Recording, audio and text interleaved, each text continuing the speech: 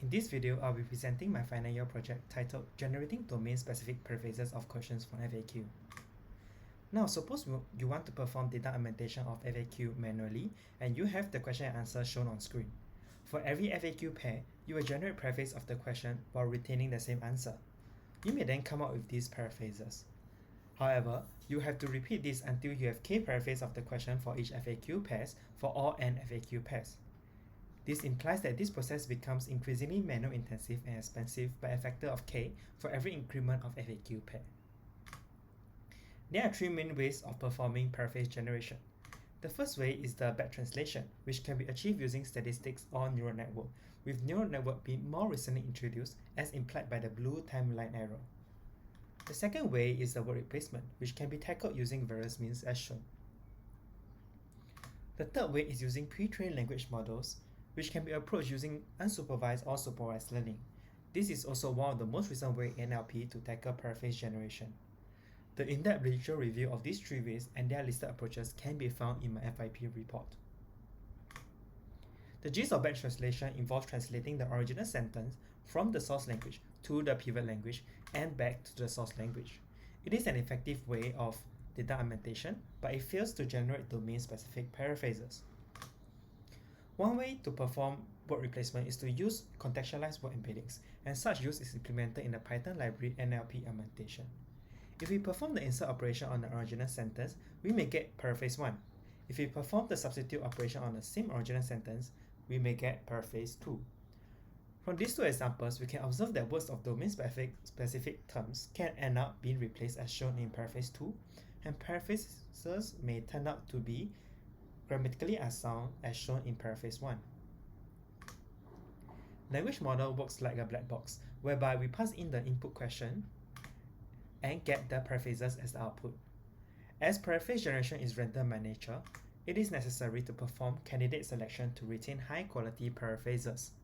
From the two recent works described in greater details in my FYP report, we observe that more works need to be done to generate domain-specific paraphrases and to perform better candidate selection of paraphrases. This is a system architecture that is designed and implemented in my FYP and with the following objectives. I will explain the subsequent components of the implemented system in the next few slides. I have implemented the command line interface shown on the screen so that the user can use this interface to perform data augmentation of their FAQ corpus by specifying its location. I also allow users to decide how many n paraphrases to generate for each question and to retain the top k paraphrase during the candidate selection. Candidate selection will be explained in greater details in later slides. To prepare the neural model for the task of paraphrase generation, we fine-tune the T5 model on a labeled paraphrase data set released by Quora in 2017 that gives us around 140,000 paraphrase pairs. This fine-tuned model can be dynamically downloaded from my Google Drive if the user does not have the model saved locally. To perform the pre-processing of the original question, we extracted the abbreviation CDA and its expansion, Child Development Account, and retain only the abbreviation CDA.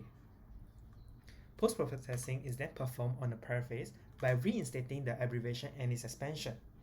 This form of processing helped our model to generate paraphrases of all FAQ questions successfully, and most importantly ensured that domain-specific terms do not get replaced. After we perform post-processing of the generated paraphrases, we decide which paraphrase to retain using the decision tree shown on the screen. This candidate selection process consists of step 1 and step 2. I will start with explaining step 1. On the screen, we can see three original questions from the FAQ, and we will use the first one to generate paraphrases with my fine-tuned T5 model. These are the paraphrases generated by my T5 model. We will then load a clean SBIRD model to determine the score between the original and its paraphrase. We will then carry out step 1 by checking whether the similarity score is above 4.0. Paraphrases above 4.0 are accepted, while paraphrases below 4.0 are rejected. The paraphrases accepted in step 1 are passed to step 2. I will use paraphrase 1 and 2 as an example, and both paraphrases are generated from the original question shown above. This original question is from the FAQ dataset. Now, using the same SBIRD model from step 1, We submit Paraphrase 1 as a query and the FAQ dataset as a knowledge source to find the top 5 most similar questions from the FAQ dataset. As you can see in this case, the position of the original question is in second place. Therefore, position is 2. As the paraphrase position is not 1, this paraphrase is rejected as this paraphrase is not the most similar to its original. This process is repeated for paraphrase 2 as the original question is now in first place. The position is 1. Paraphrase 1 is therefore accepted.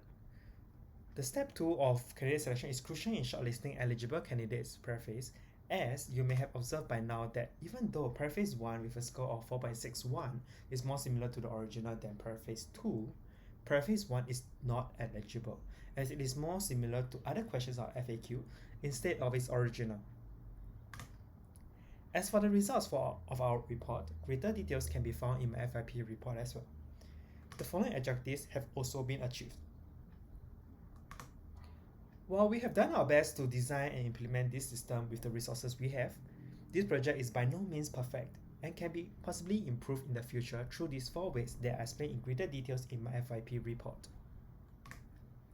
Thank you everyone for your time, and especially to Associate Prof. Chang Enshaw and his team for their guidance and feedbacks. Thank you.